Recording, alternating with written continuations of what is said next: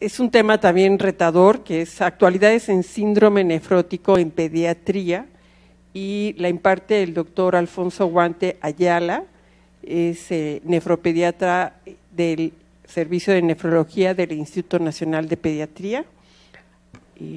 Bienvenido, que por cierto, felicidades por la fundación, bueno, la asociación IBNA, ¿no? Que ahora tienen el proyecto en puerta, ¿no? Mañana. Mañana. Bueno, ya. pasado mañana. Pasado mañana, ¿verdad? Felicidades. Gracias. Gracias, Laura, y agradezco mucho a la doctora Mara, que ya la vi por ahí, llegué muy rápido. A Laura la invitación a participar. Creo que no lee aquí el USB, pero en lo que lo lee me gustaría saber, y siempre pregunto en el foro, ¿cuántos de ustedes son estudiantes de medicina? Así, sin miedo, también yo fui estudiante, entonces no pasa nada. Ok, ¿quiénes ya son médicos generales? ¿Especialistas? Ok, ¿alguien con maestría o doctorado? ¿Y los demás? ¿Son abogados? Muy bien, déjenme ver aquí, nada más que abra. Tenemos una asistencia nutrida de nutriólogas y nutriólogos. A ver, ahora sí levanten la mano los nutriólogos, nutriólogas. Perfecto. Sin miedo, pues como ahí dicen. están los que faltaban. No, pues no, ya dominaron sin miedo, así. No, pues bienvenidos. Y ahora sí. La idea de preguntarles, ante quién expone uno, ya cuando están en el auditorio, porque siempre las convocatorias invitan a todos y poquitos vienen, es para más o menos enfocar hacia lo que ustedes quizás, pienso yo, se puedan llevar un poco más de información en su área para que les sirva. Entonces, el síndrome nefrótico es una enfermedad, para los que no conozcan, en donde la membrana basal glomerular, es decir, una membranita que hay aquí, que se ve negra en este esquema, es una barrera para la filtración de proteínas en el riñón, ¿no? Este es un glomérulo y aquí hay una célula que llamamos podocito o célula epitelial visceral, que esa célula produce la membrana basal glomerular, y la membrana basal glomerular, que está compuesta por heparansulfato y por colágena tipo 4 y otra serie de colágena tipo 5, por ejemplo, impide el paso de proteínas hacia la orina. Entonces, cuando tenemos proteínas en la orina, específicamente en el síndrome nefrótico, que es una proteinuria selectiva, y la presencia de albúmina en la orina, eso va a tener muchas consecuencias metabólicas. El síndrome nefrótico, ahorita ahí es un promedio de 3 de cada 100,000 niños, pero aquí les traje la incidencia por países o por estados en Estados Unidos. Puede ir desde la presencia de 2 casos hasta 16 o 18 casos en Asia. Entonces, los que más saben de síndrome nefrótico seguramente son los asiáticos, porque tienen un montón. Y luego el síndrome nefrótico, que es la glomerulopatía más frecuente en pediatría, se divide entre los que son sensibles al esteroide y los que son resistentes al esteroide. Entonces ustedes ven que la gran mayoría de pacientes son sensibles al esteroide, y así los clasificamos. Entonces, ¿qué sigue en la fisiopatología? Esta célula podocitaria o célula epitelial visceral lo que va a hacer es producir la membrana basal glomerular y producir el diafragma urinario. El diafragma urinario se encuentra, aquí vemos la membrana basal bien delgadita, ¿sí? Como un color medio rojo rosado, y después encima, entre esas prolongaciones que se llaman pedicelios, está el diafragma urinario, que es otra barrera que impide la filtración de proteínas. ¿Qué sucede en el síndrome nefrótico? Se pierde una carga negativa, que es de la que está cargado el heparansulfato, y entonces hay una proteinuria selectiva. Se pierden albúmina de manera muy importante por la orina. Le llamamos una proteinuria en rango nefrótico. Para saber cuánto es nefrótico, en los adultos es muy fácil, 3,5 gramos en 24 horas. En los niños, yo les digo, está también fácil. Un adulto estándar, que siempre decimos 70 kilos o 1,73 metros cuadrados, pues dividimos 3,500 entre 70 y nos da 50. Entonces, más de 50 miligramos por kilo por día de excreción de proteínas por la orina es una proteinuria en rango nefrótico. Eso trae varias consecuencias metabólicas, aumenta el colesterol, aumentan los triglicéridos, del colesterol las fracciones que no nos gustan, la VLDL, la LDL, y disminuye la HDL. Y el fibrinógeno también se aumenta, entonces todo eso nos trae como consecuencias, primero el edema, porque no hay presión oncótica, se escapa el líquido y entonces no regresa el líquido. Después hipercoagulabilidad por aumento de esa concentración de fibrinógeno y aumento en la concentración de los factores de la coagulación. Por esto en los adultos es mucho más frecuente los problemas de trombosis. En los niños lo más frecuente son infecciones por organismos capsulados. Entonces, qué bueno saber que hay muchos nutriólogos. En algún momento a alguien se le ocurrió, vamos a darles más proteínas, ¿no? Porque si están perdiendo proteínas, le damos más proteínas y entonces ya la hicimos. Resulta que la tasa metabólica en la que el hígado puede producir albúmina no se modifica. Entonces, aunque demos dietas hiperproteicas, eso no va a resolver el problema. Existe un factor de permeabilidad vascular y eso a la fecha es como el santo grial, ¿no? El que descubra ese factor de permeabilidad vascular seguramente le van a dar algún premio muy importante. Pero desde 1954, que lo descubrió Gentili, pues no le damos. Y resulta que en los últimos artículos hay una gran discusión entre que seguramente ese factor de permeabilidad vascular es liposoluble. Y como lo hemos buscado como una proteína o algo que es hidrosoluble, seguramente por eso no lo hemos visto. Entonces resulta que también hay algunas mutaciones de la apolipoproteína E, que seguramente también la apolipoproteína E interviene en el transporte de esos lípidos o de ese factor de permeabilidad vascular, que no sabemos si es permeabilidad vascular o permeabilidad glomerular, pero algo le hace a ese podocito, a esa fisiología del podocito. ¿Qué le hace?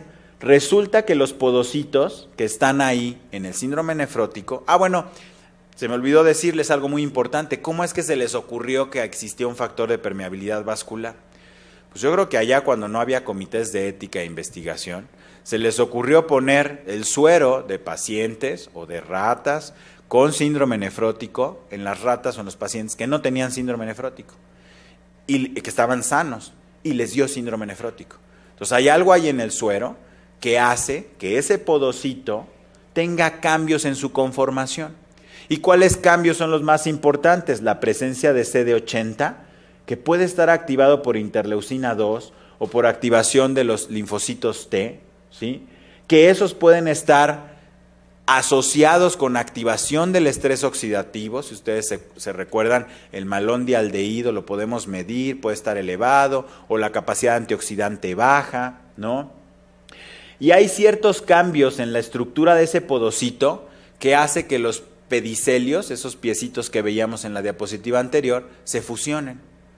O que el podocito se desprenda de esa posición en donde está. Y eso hace que la membrana basal glomerular se altere. Hay otros mecanismos por los que se suponemos, ¿no? El factor soluble de uroquinasa, de receptor de uroquinasa, o la hemopexina. Entonces, todos estos factores conocidos como factores de permeabilidad, que les repito, no sabemos si es vascular, porque si fuera vascular, también habría fuga de albúmina a nivel de toda la microcirculación, cosa que no ocurre, o que no se ha demostrado al menos. ¿Qué sigue en el diagnóstico? Pues antes nada más medíamos las proteínas en la orina, sabíamos que estaban elevadas en rango nefrótico, la albúmina estaba baja, el colesterol estaba alto, los triglicéridos estaban altos y hay síndrome nefrótico. Pero ahora resulta que tenemos varios marcadores que podemos tomar en la orina, en las biopsias o en los linfocitos, que nos pueden hablar de la predicción o del tratamiento hacia dónde lo vamos a encaminar. Esto, por lo menos en el Instituto Nacional de Pediatría, no lo hacemos de manera rutinaria. Pero hay dos marcadores que son muy fáciles y que en todos los hospitales los podemos tener. El volumen, creo que ahí no viene. El volumen plaquetario medio, si está elevado o las plaquetas están elevadas, las probabilidades de que sea un síndrome nefrótico córtico resistente incrementan. Observaciones clínicas. Mientras menos tiempo pasa entre que yo diagnostico el síndrome nefrótico, le doy esteroides y hay una remisión completa, es decir, la proteinuria se vuelve negativa y comienza a elevar la albúmina, a bajar el colesterol, los triglicéridos. Cuando eso ocurre en menos días, la probabilidad de corticosensibilidad es mucho mayor. Es decir, los pacientes que responden entre los 7 y los 10 días con proteinuria negativa, lo más probable, 80 o 90% de probabilidades de en que van a ser córticosensibles. Aquí vemos el diafragma urinario, el pedicelio del podocito, la membrana basal glomerular, ¿no? Las fenestras. Aquí vemos el pedicelio ya un poquito más lejos. Este diafragma urinario, que está compuesto por alrededor de entre 50 y 70 proteínas que hasta hoy se han descrito, pues cada proteína tiene su mutación. Y cada proteína, al tener su mutación, presentará un tipo diferente de síndrome nefrótico, generalmente córtico-resistentes. Entonces, ¿qué resulta si yo pongo a los pacientes por edades entre los que son idiopáticos, que gracias a Dios son la gran mayoría, entre el 80 y 90%, no sabemos la causa, pero son córticos sensibles y se curan y no vuelven a recaer, contra los genéticos, los que tienen una alteración de esas proteínas que les acabo de decir? Y este es un esquema ya un poquito viejito, de hace 8 años, pero en el que existe toda esa serie de proteínas que se expresan en el podocito, que tienen un target o cualquiera de esas proteínas puede tener una mutación y hacer que el podocito no funcione adecuadamente. Aquí también vemos los pedicelios de los podocitos y todos los genes que están asociados con cada una de esas partes, ¿no? El gen que con mayor frecuencia está afectado es el gen de la nefrina. La nefrina es esta compuertita que tenemos aquí, ¿sí? Que es NPHS1, donde está codificado, y que esa mutación nos da un síndrome nefrótico congénito. Muchas de estas mutaciones están asociadas con síndrome nefrótico congénito. Aquí nada más, ahora sí una microfotografía. Aquí vemos los pedicelios de los podocitos con ese diafragma urinario que se alcanza a ver aquí, chiquitito, ¿no? Esa compuertita. Los pacientes con síndrome nefrótico congénito tipo 1 finlandés, que el gen asociado que está mutado es el NPHS1, no tienen esa compuertita. O el 90% de los pacientes que les llamamos Minimal Change Nephrotic Syndrome, o sea, síndrome nefrótico de cambios mínimos, tienen la compuertita, pero se fijan cómo el pedicelio está fusionado. Aquí no se ve, pero en algunas partes ni siquiera hay podocito.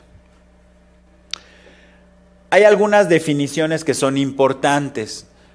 Los síndromes nefróticos, cuando tienen remisión completa, córticosensibles, responden generalmente antes de 4 semanas. Y esto tiene que ver con el tratamiento. Córtico-resistentes, que más de 8 semanas no hay una adecuada respuesta. Y córtico-dependiente, cuando tenemos más de 2 recaídas cuando estamos en descenso de los esteroides. Hay el recaedor frecuente y el infrecuente. Entonces, no solamente es córtico sensible y córtico resistente, dependiendo del fondo de la etiología, sino que los recaedores frecuentes son los que recaen más de 3 veces en 6 meses, más de 4 en 1 año, más de 5 en 2 años. Y el infrecuente será el que no recae en ese número de veces en ese periodo de tiempo. Esta diapositiva lo único que quiero que vean es que la gran mayoría de los niños tienen enfermedad de cambios mínimos. Hay otras enfermedades asociadas al síndrome nefrótico, pero que no es lo común. La siguiente, después de cambios mínimos por frecuencia, dependerá de la edad, pero casi entre el 5 y el 15% son una enfermedad que se llama glomerulosclerosis focal y segmentaria, es esta azul. En el tratamiento, y ahí es donde patinamos, ¿no? El tratamiento es sindromático, es decir, el niño llega porque está hinchado, entonces lo que hay que hacer es deshincharlo. Cuidar de no bajarle mucho el peso, porque si le bajamos mucho el peso, entonces nos da enfermedad renal aguda o lesión renal aguda, que es la próxima plática que van a ver con el doctor, se me fue su apellido, Ramiro Luna. Y el tratamiento específico es con esteroides, con ahorradores de esteroides, con inmunosupresores para los córticos resistentes o los córticodependientes e inhibidores de la enzima convertidora de angiotensina o los ARA2, ¿no? Los inhibidores o antagonistas del receptor de angiotensina 2. Este cuadro no pretendo que lo lean, pero es la historia del tratamiento para el síndrome nefrótico idiopático. Desde la Sociedad Internacional para las Enfermedades Renales en los Niños, donde el tratamiento era 4 semanas de esteroide a altas dosis y 4 semanas en el tratamiento de reducción, hasta el día de hoy que tenemos un pleito entre cuál es el mejor de los tratamientos. Porque hay tratamientos largos de 6 semanas más 6 semanas de reducción, tratamientos estándar con 4 semanas más 4 semanas de reducción, o tratamientos cortos, donde le hacemos tira todos los días y cuando está negativa la proteinuria esperamos 3 días y le descendemos los esteroides en 16 días. Mientras más corto es el curso de esteroides, más índice de recaídas hay. Entonces aquí la pregunta siempre es, ¿le damos tratamiento largo, corto, estándar? Dependerá de los parámetros que les acabo de decir. Si es un niño que en 7 días responde al tratamiento, seguramente esa corticosensibilidad nos hará que el tratamiento sea por menos tiempo y podremos darle un tratamiento corto. Hace poquito nos hicieron una encuesta en la Sociedad Latinoamericana de Nefrología Pediátrica y si se fijan, más o menos todos hacemos lo mismo, les damos tratamientos de 6 por 6, es decir, tratamientos largos. Nuestros índices de recaídas andan entre el índice de 30 o 40% de recaídas. A diferencia, por ejemplo, de los estadounidenses que son los líderes del tratamiento corto y tienen recaídas del 70 al 80% en el primer año. Después el que recae, pues casi nos dividimos entre los que les damos tratamientos medio estándar, entre 4 y 6 semanas hasta 12 semanas, hasta los que se van a 3 o 6 meses. Y esto resulta que hay una revisión Cochrane por ahí, que ahorita lo vamos a ver, en donde recomiendan eso, más de 6 meses de tratamiento esteroideo. Hay otras opciones terapéuticas también para el síndrome nefrótico que en esta región las damos, ciclosporina, ciclofosfamida, rituximab. Este estudio, para los que son médicos y los que no son médicos, es un parteaguas en la cosa de la proteinuria, ¿no? Entonces lo pueden buscar en Google, Parade, PDF, le ponen voy a tener suerte y descarga el artículo de manera inmediata. Me encanta el botón de voy a tener suerte. Y habla de los tratamientos. La revisión Cochrane, que se hizo hace mucho tiempo, 2003, 2005 y 2007, habla de que el tratamiento debe ser más allá de 6 meses, pero eso en este instante está en gran discusión, ya no lo recomendamos tan prolongado. Cadigo, en 2012, dijo, bueno, depende, ¿no? Para el síndrome nefrótico sensible al esteroide hay que darles tratamientos largos de 6 por 6, es decir, 6 semanas de tratamiento a altas dosis, 6 semanas de reducción. Pero si recae, lo tengo que dividir entre los recaídas infrecuentes y los de recaídas frecuentes o los córticodependientes. ¿Por qué? Porque a medida que yo doy esteroides, ustedes se recordarán, sobre todo los nutriólogos, que cuando yo doy esteroides les da mucha hambre, la lipogénesis se aumenta, aumentan de peso, se retarda el crecimiento. Entonces tenemos muchos efectos adversos. Por eso les decía que los gringos son los número 1 en decir, dale esteroides 3 días sin proteinuria y ya bájaselos, porque si no nos demandan, porque se va a quedar chaparro. Los ahorradores de esteroides, ¿no? ¿Por qué? Por los efectos adversos. Entonces tenemos coadyuvantes en el tratamiento del síndrome nefrótico. Algo que está muy descrito es el uso de inhibidores de calcineurina, como el tacrolimus, que ahorita ya vi 2 pláticas maravillosas acerca del tacrolimus, por ejemplo, pero hay otros inmunosupresores que también se han utilizado. Ellos mismos dicen a quiénes les vamos a hacer una biopsia renal, porque seguramente no es un síndrome nefrótico de cambios mínimos que va a responder, se va a ir a su casa y no vamos a saber del paciente de nueva cuenta, por lo menos no del síndrome nefrótico. los que no tienen respuesta a esteroides, los que estamos sospechando que no sea idiopático, que no sea primario, sino que sea secundario a otra patología, a un cáncer, secundario al uso de medicamentos, por ejemplo, ¿no? O a los que tienen alteraciones de la función renal, porque acá no hemos hablado de que tengan enfermedad renal crónica, y hay algunos pacientes que elevan la creatinina. ¿A quienes vacunamos? Porque resulta que a los que les daba sarampión, se protegían contra el síndrome nefrótico. Entonces hay pacientes que curiosamente se vacunan con la vacuna triple viral y se les quita el síndrome nefrótico. Y sin embargo hay otros pacientes que se vacunan contra el sarampión y el síndrome nefrótico que estaba controlado recae. Entonces seguramente esa interacción de interleucina 2 con su receptor, que seguramente también en algunos pacientes que tienen HLA, sobre todo B7 y B8, se asocia más a la presencia de síndrome nefrótico por esta activación del CD80 en el podocito que les había dicho. Entonces, pues están indicadas las inmunizaciones, pero todavía no hay un consenso entre los que tienen virus vivos atenuados, porque como los tenemos inmunosuprimidos, no vaya a ser. ¿Qué dijeron también los de las guías CADIGO? Que el síndrome nefrótico córtico resistente, después de 8 semanas que no hay respuesta, es la definición. Pero en los últimos años hemos estado viendo si son 8 semanas, si son 4 semanas, entonces unos años dicen que son 4 semanas o más córtico resistencia, luego se dicen, no, ¿saben qué? Mejor nos esperamos a las 8 semanas. Resulta que lo que sí hay consenso es lo que les dije hace ratito. Mientras menos tiempo tarden en remitir el síndrome nefrótico, en tener 0 de proteinuria, mayores probabilidades hay de que sea córtico sensible. Y eso es mucho menos de 4 semanas, con 14 días de tratamiento. Cuando damos inhibidores de calcineurina, tacrolimus o ciclosporina, el problema es que decimos se vuelven dependientes del inhibidor de calcineurina. Entonces, ahora quitarlo casi es inhibidor de calcineurina dependiente. Entonces tenemos que dar tratamientos muy prolongados, hasta de 12 meses, con el inhibidor de calcineurina para evitar la recaída. Resulta que empezaron a hacer estudios hace ya un poquito más reciente sobre qué es lo mejor, darles tratamientos prolongados o cortos, y se fueron a la dosis total acumulada de esteroide. Pues descubrieron que no había diferencias entre dar tratamientos cortos o largos, es decir, dosis totales acumuladas de esteroides, con el índice de recaídas. Entonces quiere decir que los pacientes que reciben tratamientos cortos no tienen diferencias en realidad con el número de recaídas. Los números que les puse al principio, que eran 80% y luego 30%, parece ser que no es tan cierta esa estadística. Y luego resulta que tenemos pues todo un esquema que a veces hasta los nefrólogos nos hacemos bolas. ¿Qué le vamos a dar al paciente?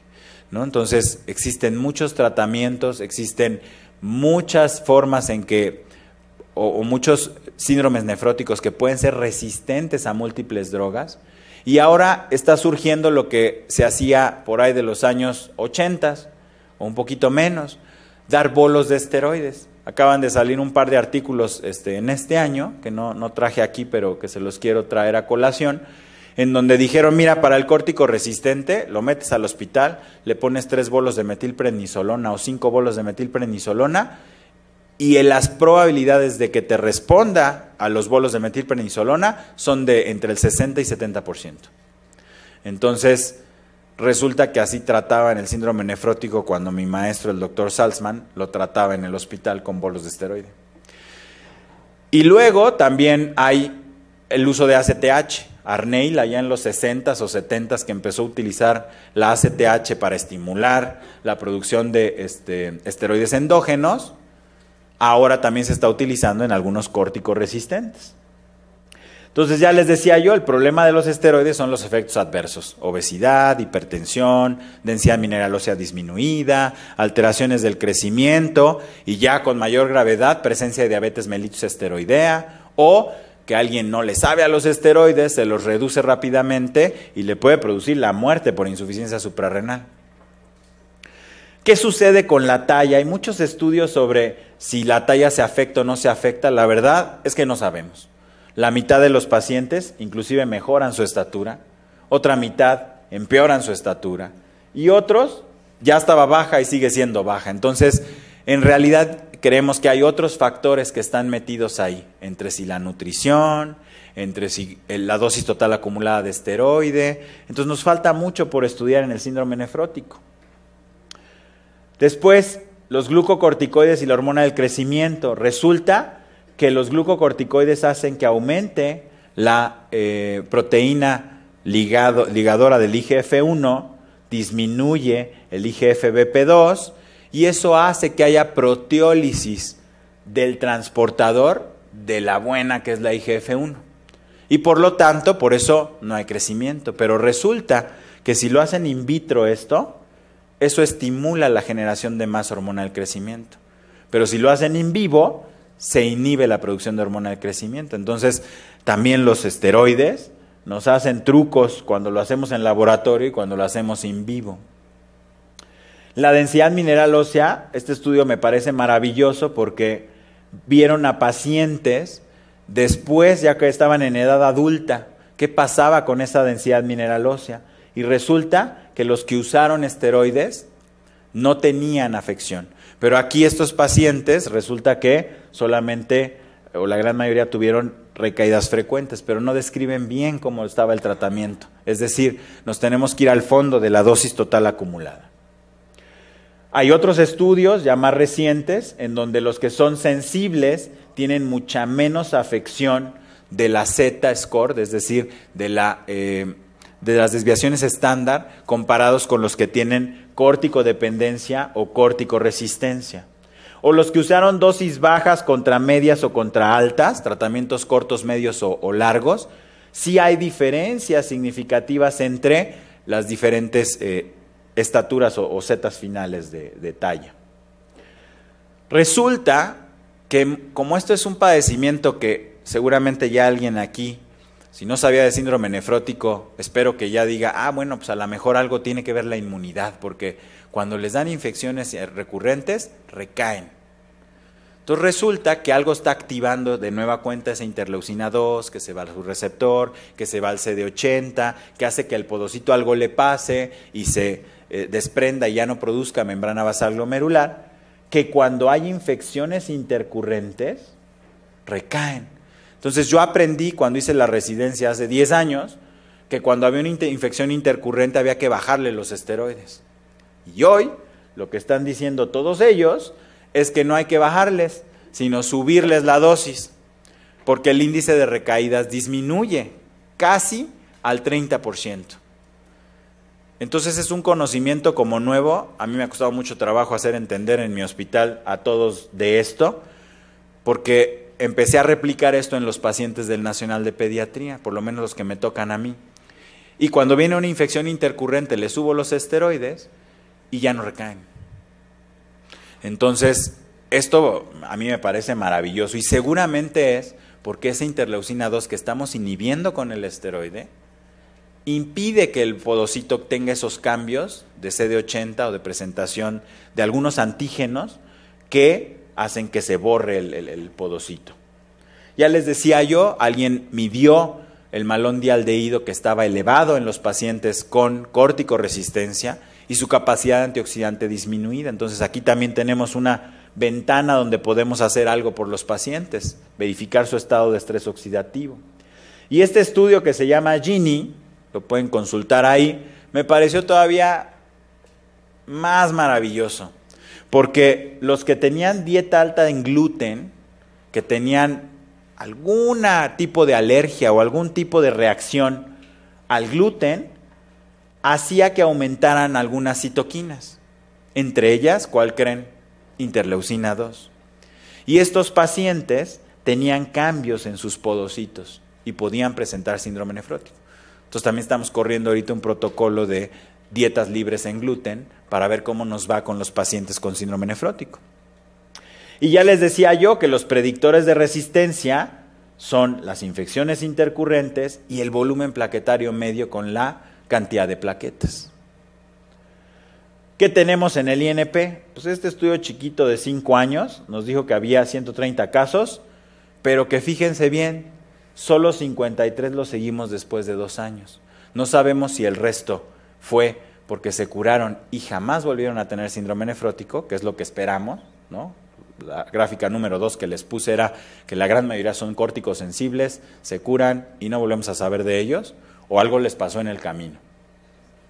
Pero de esos 53 pacientes que sí tenemos el seguimiento después de 2 años, fíjense cómo la mitad eran córticos sensibles y la mitad córticos resistentes. Contrasta un poco con los números que les había dicho. ¿Por qué? Porque somos un centro de referencia. Seguramente muchos de los córticos sensibles ni siquiera nos llegan porque los tratan los pediatras en primero o segundo nivel de atención. Para todos los que son médicos acá, les digo, el síndrome nefrótico puede ser tratado por un médico general. El problema es que si es córtico resistente o no le saben bajar a los esteroides, el riesgo de problemas es muy alto. Entonces, de una patología hay que saber hasta dónde mis capacidades me permiten. El inicio de los síntomas, estamos igual que el resto del mundo, ¿no? Un poquito más, edades más tempranas para córtico resistencia por todos los que están ahí por debajo de los 4 años de edad. ¿De dónde venían? Pues igual entre la Ciudad de México y el interior. Pero esto es muy curioso. A la gran mayoría les dábamos el esquema de 6+6, ¿no? 6 semanas de tratamiento y 6 de tratamiento a dosis elevadas y 6 semanas de reducción. Coincidimos con el resto de Latinoamérica, ¿sí? Poquitos pacientes les dábamos menos de 20 semanas, tratamientos cortos. Y luego, ¿qué pasó al final? Si se fijan, coincide con la estadística mundial. 80 o 90% de los pacientes córticos sensibles son cambios mínimos. Y los córticos resistentes, la gran mayoría que tenemos ahí en el Nacional de Pediatría, tienen hiperplasia mesangial, que de nueva cuenta, no sabemos si la hiperplasia mesangial, el síndrome nefrótico de cambios mínimos, la glomerulosclerosis focal y segmentaria, es una misma enfermedad con diferentes expresividades o son enfermedades distintas. Y hay una gran discusión al respecto. Muy interesante, por cierto. Afortunadamente, solo tuvimos 5 pacientes de los córticos resistentes que terminaron con enfermedad renal crónica.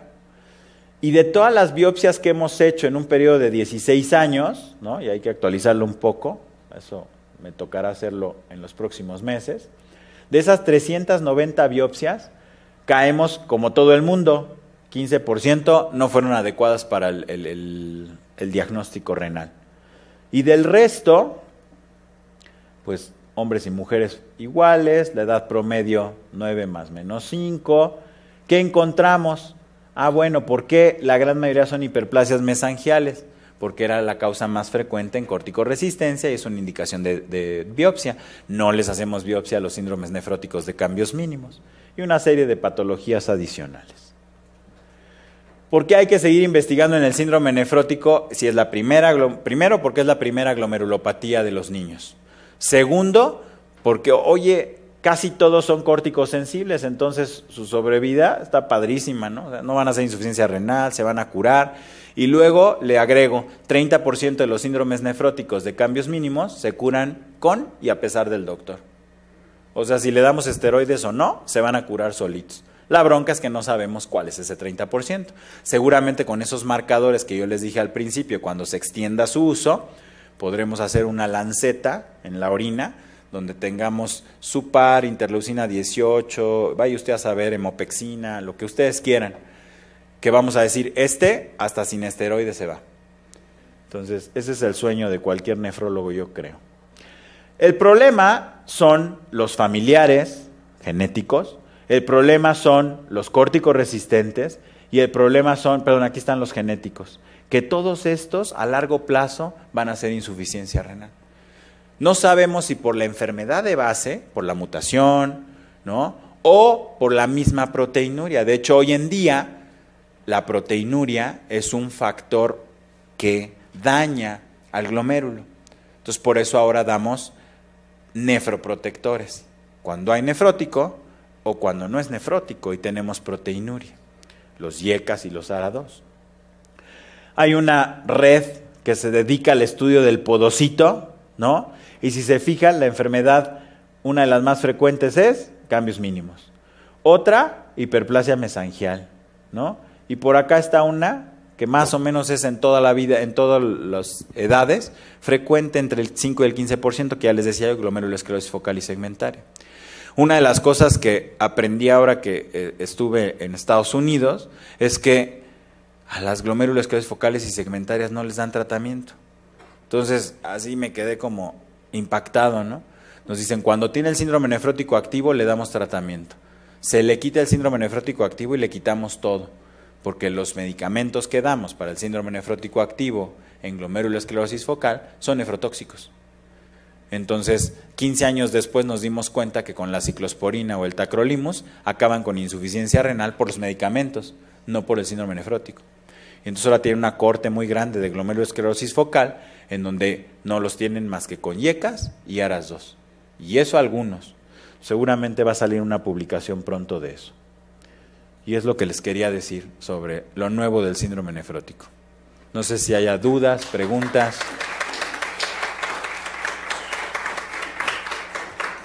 Muy bonita plática. A ver aquí, la doctora.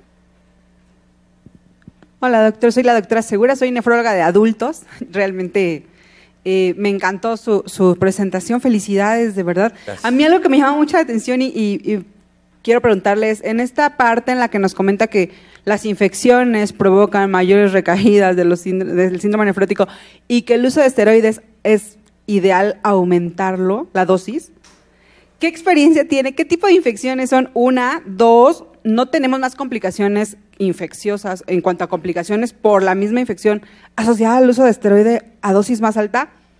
No sé. Esa es muy buena pregunta y nos ha dolido la cabeza aquí. Por aquí anda Mara, seguramente también se ha enfrentado al mismo problema. En los pacientes con síndrome nefrótico, con tratamiento esteroideo, el índice de infecciones es mucho mayor, evidentemente por la inmunosupresión. ¿De infecciones de qué tipo? De vías respiratorias superiores, infecciones bacterianas o virales. Ya sabemos que los esteroides casi no nos dan problema con las virales, pero también están ahí latentes. Y la gran mayoría de las veces los pacientes se infectan con cosas bacterianas. Tracto gastrointestinal, que pues si vamos, los niños de esos se enferman, ¿no? Tenemos una estadística de IRAS y HEPIS, y eso es de lo que se infectan. ¿Qué ocurre cuando se infectan? No entendemos bien, pero seguramente es esto de la activación de los linfocitos T con generación de interleucinas, sobre todo interleucina 2, y que estos pacientes en mi esquemita, que no les enseñé muy bien por obvio de tiempo, pero hay algo en el receptor de interleucina 2 que o no se conecta o se conecta de más, y que los pacientes que tienen este HLA B7, B8 o DR3, el podocito recibe una serie de estímulos de interleucina 13 u otras interleucinas o factores solubles en sangre que no conocemos bien a fondo, que vuelve a enfermarse, vuelve a presentarse de 80. Entonces, lo lógico es pensar, si le estoy dando esteroide y se infecta, bájaselo para bajar la inmunosupresión y que mejore. Las observaciones o el pensamiento fue, cuando tenemos una infección, endógenamente aumentamos la secreción de ACTH y aumentamos la cantidad de cortisol. Entonces, estos pacientes que tienen inhibido el eje ACTH-cortisol no tienen esa respuesta cuando hay una infección. Entonces, lo que dijeron es, si fisiológicamente aumenta la cantidad de esteroides endógenos, ¿por qué no en una infección le vamos a aumentar la cantidad de esteroides exógenos? Cualquiera pensaría que qué miedo porque se van a infectar más. Y resulta que la infección se resuelve. Y que no solo eso, sino que el índice de recaídas en el global de los pacientes disminuye 30%. Ya sabemos todos los nefrólogos que llega un nefrótico que ya está más o menos en dosis de reducción, que ya la estamos librando y se infecta, nos ponemos a llorar, porque a los 2 días comienza con la proteinuria masiva. Entonces, sí es muy interesante, no tengo una respuesta en específico.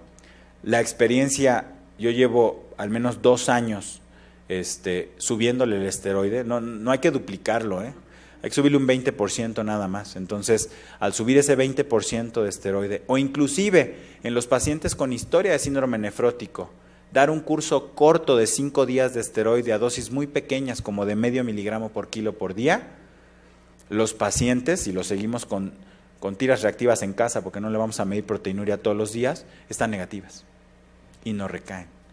Entonces ya tenemos ahí bajo el brazo una serie de pacientes que seguramente publicaremos pronto con esos movimientos que la primera vez que yo le subí el esteroide a un niño con síndrome nefrótico, dije, no se vaya a morir. ¿Ok? Pero sí, pronto tendremos datos más duros que podamos responder la pregunta. ¿Alguien más que quiera comentar? Por acá. ¿Sí se pueden presentar? A ver, nada más, que acá y ahorita. Buenas tardes, doctor. Yo soy residente de 2º año de nefrología pediátrica y tengo una duda. Por ejemplo, no estoy de acuerdo en que alguno de los médicos generales puedan tratar el síndrome nefrótico, porque incluso nosotros, o desde nefrólogos o residentes, tampoco lo manejamos como debe de ser. En el artículo que usted comentó del doctor Shalhoff de Lancet de 1974, él describió muy bien el mecanismo o el por qué damos prednisona a los pacientes con síndrome nefrótico de cambios mínimos. Él describió muy bien los cambios mínimos. Y muchos de los errores que se han cometido es que, ¿qué se trata? ¿Es el síndrome nefrótico o la patología de base? Es decir, llega el paciente y de entrada es síndrome nefrótico y le doy prednisona. ¿Por qué? ¿Por qué la prednisona? Ahora bien, si algo que yo tampoco he entendido hasta la fecha, y es que yo la verdad honestamente nunca he leído las guías Cadigo porque la verdad no las entiendo, es ¿por qué el uso de ciclofosfamida? ¿Por qué el uso de ciclosporina? ¿O por qué decir síndrome nefrótico es equivalente a tratar con prednisona? Es decir, si yo le voy a dar prednisona es porque quizá estoy pensando que es un paciente que tiene una enfermedad de cambios mínimos. Pero a veces con la literatura más antigua es la que mejor nos describe. ¿Por qué? Porque creo que la mejor descrita de verdad es por el doctor Shalhoff de 1974, donde él comenta, o más fácil, si yo tengo un paciente con síndrome nefrótico, ¿qué le hago? ¿Le doy la prednisona o le manejo las complicaciones extrarrenales? Le manejo el edema y antes de iniciarle la prednisona mejor le hago un protocolo de estudio. Entonces, si tengo el paciente que llega y yo no espero ver, o quizás le tomo inmunoglobulinas, complemento, y todo me sale normal, ¿le doy prednisona? ¿O es como el paciente que quizás tiene un síndrome nefrótico secundario o quizá una enfermedad de Berger? ¿Le doy prednisona a la enfermedad de Berger o le doy prednisona al síndrome nefrótico? Entonces, yo no estoy de acuerdo, quizás porque todavía soy residente, pero incrementarle la prednisona a un paciente con síndrome nefrótico es por el síndrome nefrótico, por la patología de base, o mejor tratar la complicación extrarrenal y entonces hacerle un verdadero protocolo. Pero hasta la fecha otra de las preguntas es que yo no entiendo el mecanismo de acción de la ciclofosfamida ni de la ciclosporina o tacrolimus cuando se usan en el síndrome nefrótico. Sí, gracias, doctor. Fíjate que lo que tú dices es muy importante. En realidad, todos los síndromes nefróticos, primarios o secundarios, casi hacemos el diagnóstico y ya le estamos echando por delante la prednisona. Y no estamos estudiando en muchas de los casos si es un primario o si es un secundario. Y eso viene en la parte del interrogatorio, la historia clínica, etcétera, ¿no? ¿Por qué? Yo creo que es muy importante lo que tú acabas de decir, por eso yo decía, ojalá que dentro de unos años, el sueño de cualquier nefrólogo es orínele ahí y con los marcadores que yo tenga ahí pueda hacer este discernir entre las enfermedades que tú acabas de decir, porque efectivamente el síndrome nefrótico no nada más estamos hablando de cambios mínimos, Eso nada más estamos hablando del idiopático, el que no sabemos exactamente la fisiopatología, que algunos han descrito algunos pasos. Les traje acá unas diapositivas con algunas cosas que se han establecido con estos genes y estas proteínas del podocito, productoras de la membrana basal glomerular, del diafragma urinario. Y no metimos, o por lo menos no hablé ahorita, de las secundarias otras patologías, como nefropatía por IgA, enfermedad de Berger, etcétera, ¿no? Lupus, membranas proliferativas, que también pueden producir síndrome nefrótico. Y ni siquiera hablamos, ni toqué el tema de las membranosas, que seguramente la doctora es lo que ve en los adultos, ¿no? Ahí en la gráfica que les puse, se ve muy fea, pero me parece maravillosa, porque a medida que la edad aumenta, ya no es cambios mínimos, ahora es membranosa. Entonces, el síndrome nefrótico es eso, una serie de signos y síntomas. Y como tú dices, tratarlos a todos parejos con prednisona, yo tampoco creo que sea lo correcto. Sin embargo, es lo que hasta el día de hoy está descrito en todas partes. Sí tenemos que hacer la diferencia y, por ejemplo, como acabas de decir, tomar inmunoglobulinas, tomar complementos, tomar otras cosas que nos hacen pensar en si es secundario o es primario, nos va a ayudar definitivamente.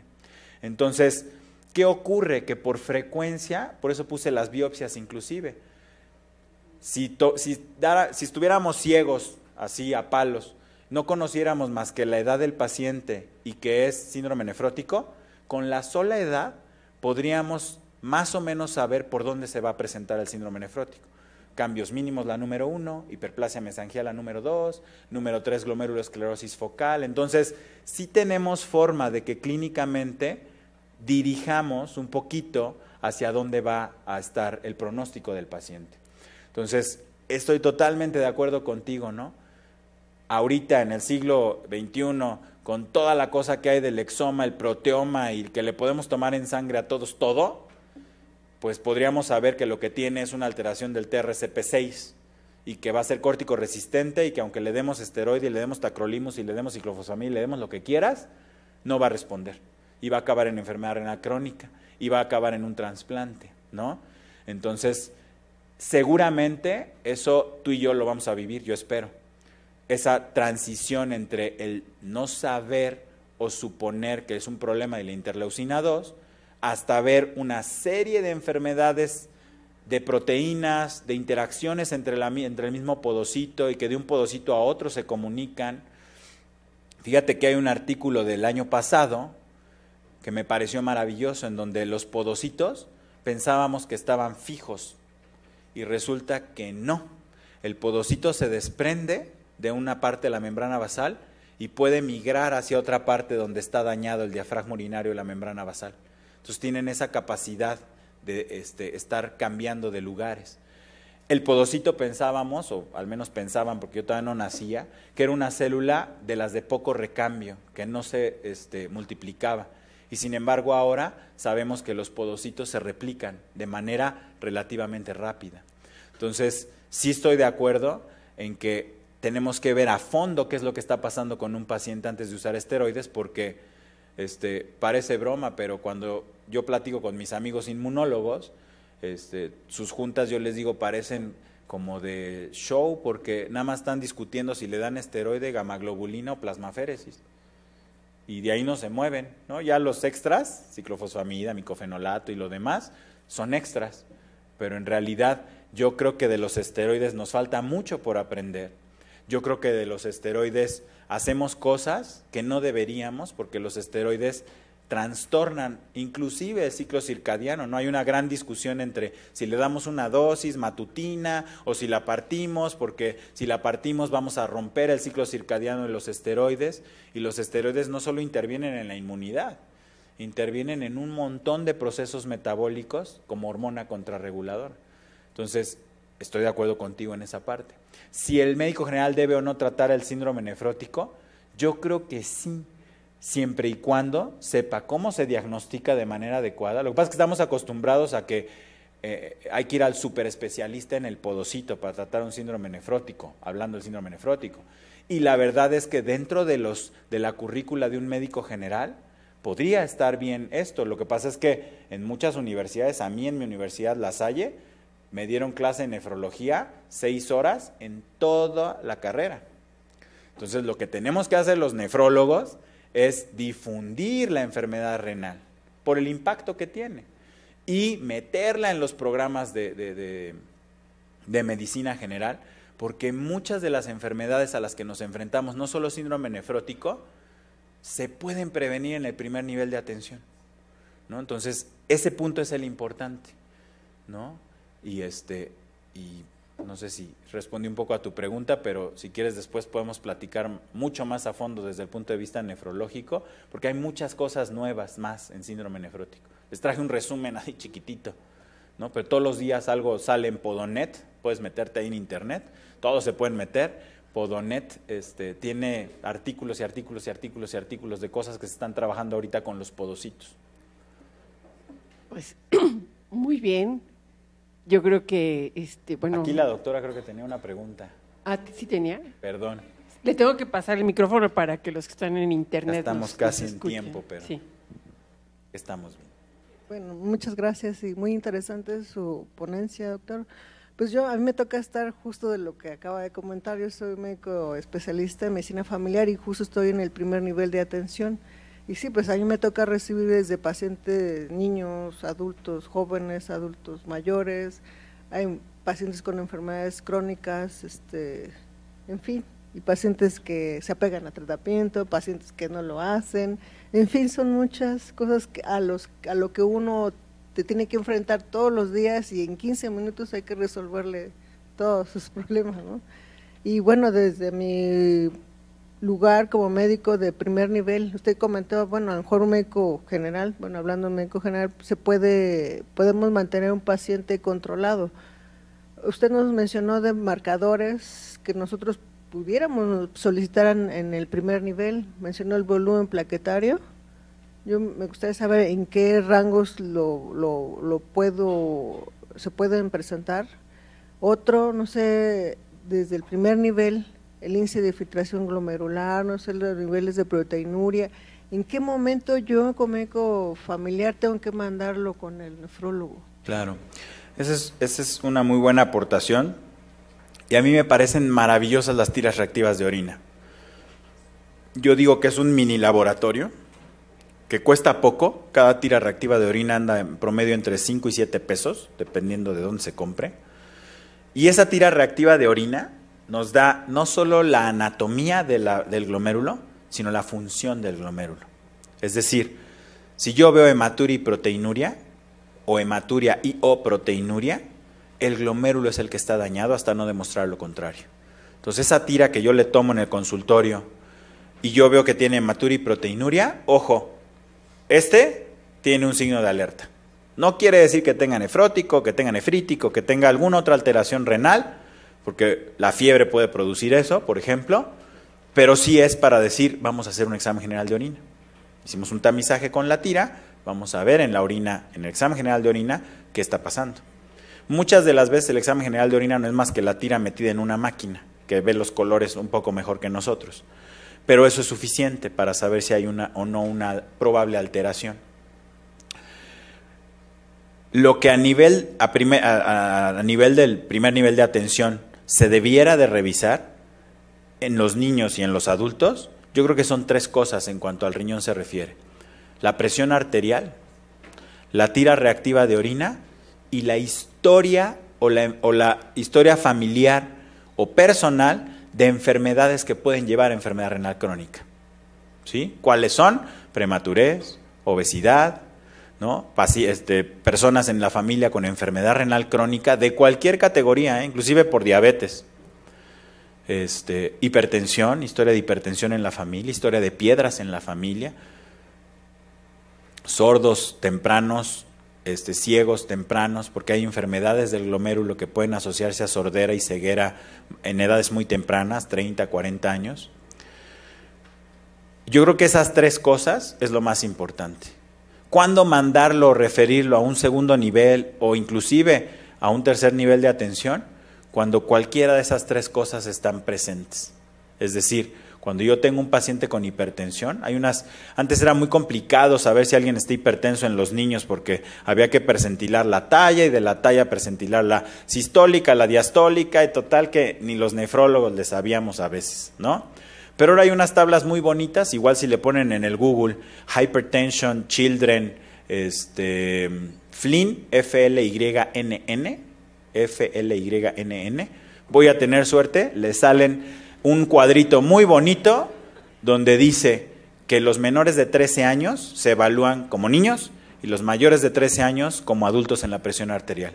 Y vienen los niveles de corte por edades muy bonitos y eso es un tamizaje. Los que tengan más de eso, hay que tomarles la presión arterial y ahí sí centilarlos en talla, género, percentil 90, lo que sea, ¿no? Es más complicado, pero si ustedes lo pueden hacer en esa tablita. ¿A qué se enfrentan? A que los manguitos son diferentes, ¿no? Entonces hay muchos lugares, en YouTube pueden ver cómo se toma la presión arterial, las características del manguito, en National Kidney Foundation, NKF en inglés, también dice cómo tomar la presión arterial en los niños, hay videos explicativos en español, padrísimo.